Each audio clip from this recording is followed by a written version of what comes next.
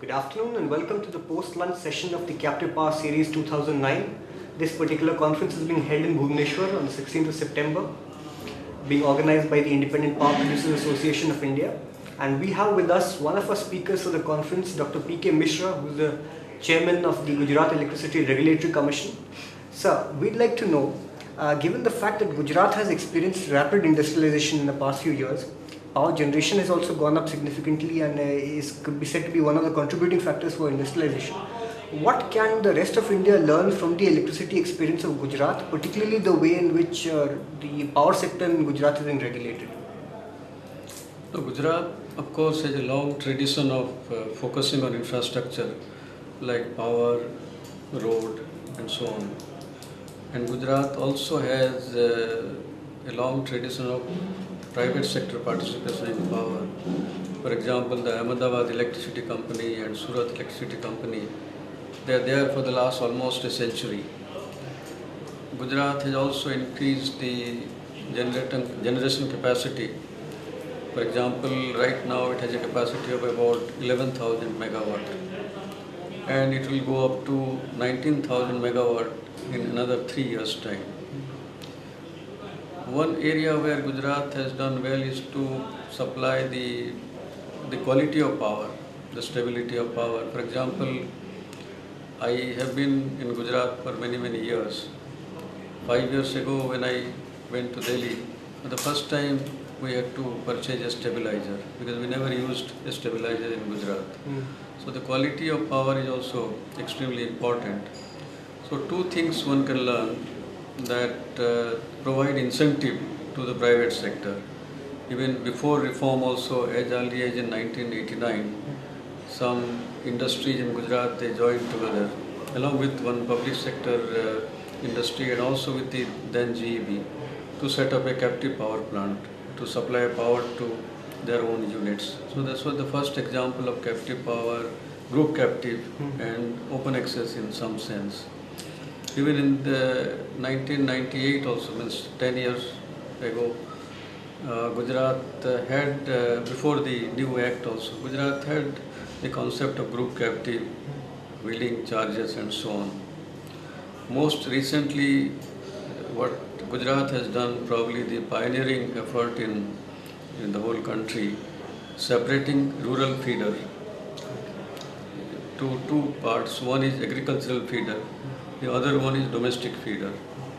As a result, even though the power supply to agriculture is for about say 8 hours or 10 hours, domestic supply to rural areas, that is for 24 hours. They get three-phase power supply in the domestic, for the domestic connection. That has led to not only supply of electricity, but it has changed the total socio-economic scenario.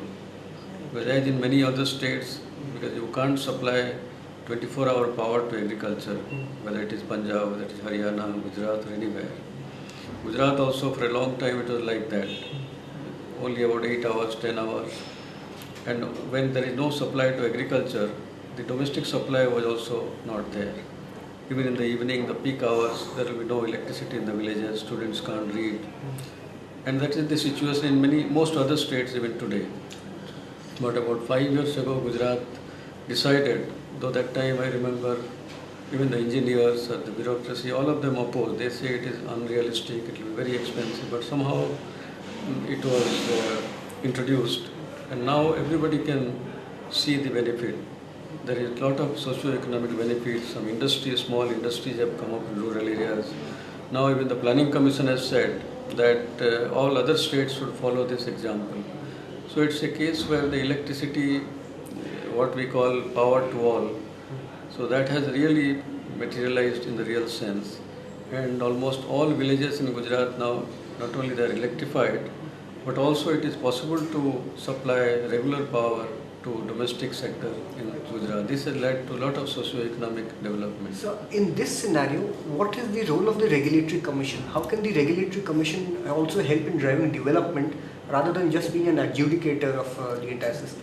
Yeah, Gujarat, the Regulatory Commission has also been proactive.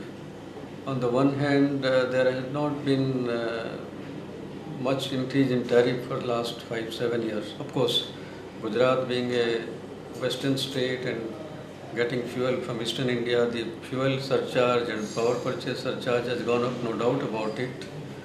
But the Regulatory Commission has made a lot of efforts to improve competitive environment. For example, the cross subsidy charges, which is a bottleneck for open access and competition, has been reduced from about 1 rupee 80 paise to about only 50 paise during the last 3 years. It is a very substantial reduction. Similarly, the transmission charges has been reduced, wheeling charges has been reduced. So this is one example of proactive measure to improve open access, to encourage competition instead of just adjudicating it. And the Gujarat Electricity Regulatory Commission has also been monitoring more effectively the quality of power supply.